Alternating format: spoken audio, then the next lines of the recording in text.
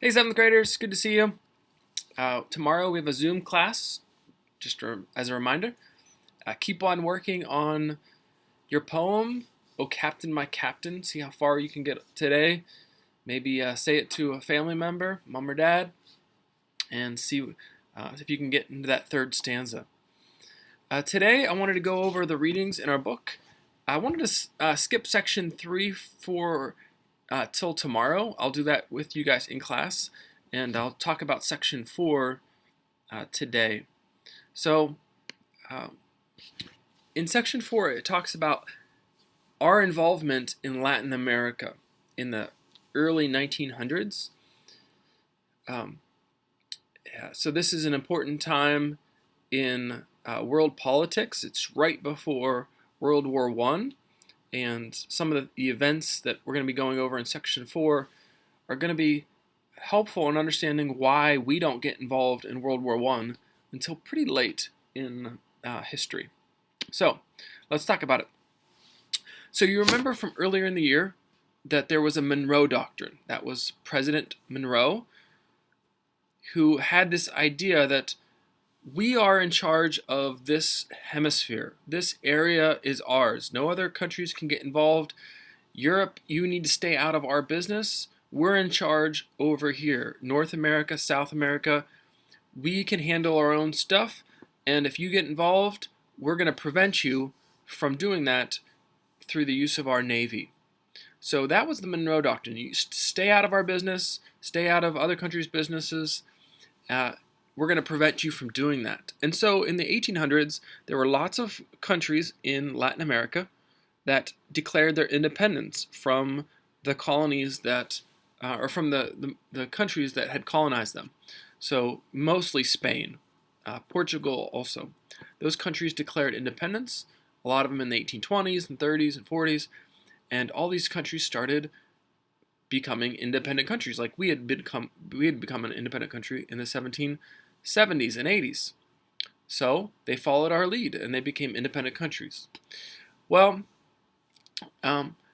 in today's reading, we talk a little bit about the Roosevelt corollary. A corollary is a math term that just means it's like an added-on proposition, an added-on idea to something. So the Roosevelt corollary adds on to the Monroe Doctrine. And what does it say? Well, it says, not only are we going to protect foreign involvement in North and South America, but we're also going to make sure that those countries are stable. And if there's any kind of political or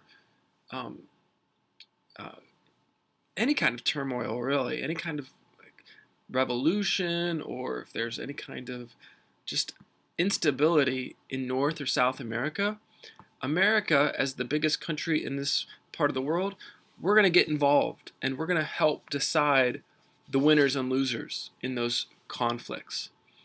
So if there's a revolution that happens in a country, President Roosevelt, Theodore Roosevelt, says, listen, it's our job to make sure that American interests, are served.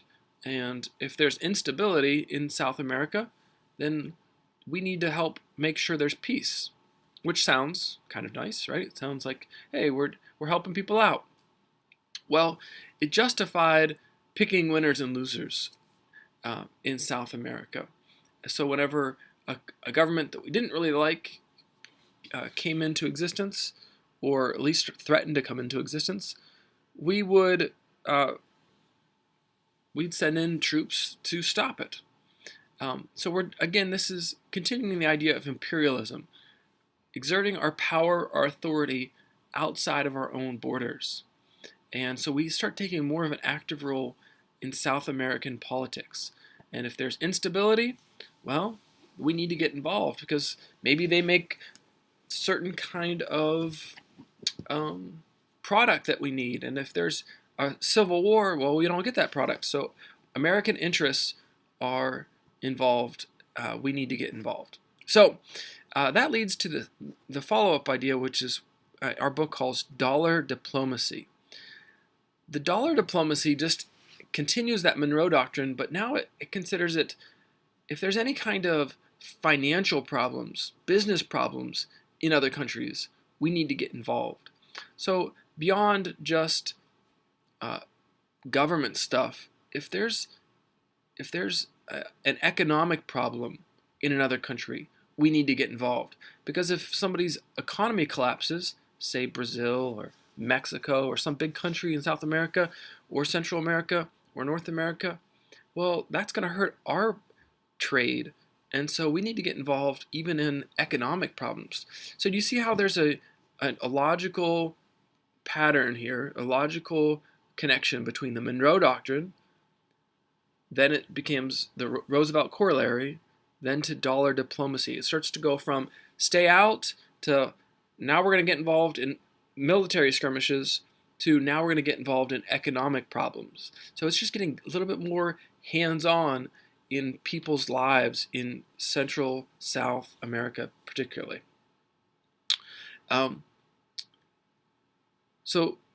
Again, this continues the idea of imperialism, the idea of our involvement, exerting our power, other parts of the world beyond our borders. The last thing that they talk about in the section was how this leads to problems with Mexico.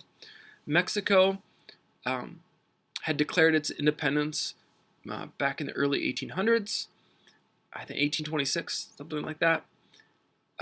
But there was a new government that was popping up in Mexico, or at least threatening to. There was a little bit of a civil war in Mexico because Mexico was being run by people that were politically profiting off of their power. So they were becoming rich by being in charge, and there were a lot of people who didn't like that. Poor people saying, "No, we don't want just the rich to be in charge."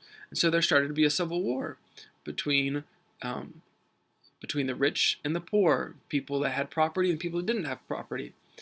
Well, based on all that I've said already about the Monroe Doctrine, the Roosevelt Corollary, and dollar diplomacy, we thought it was part of our job to make sure that there is stability in Mexico. And we supported the traditional government in Mexico. We fought on the side of the people who had traditionally held power, which were those that had money and influence.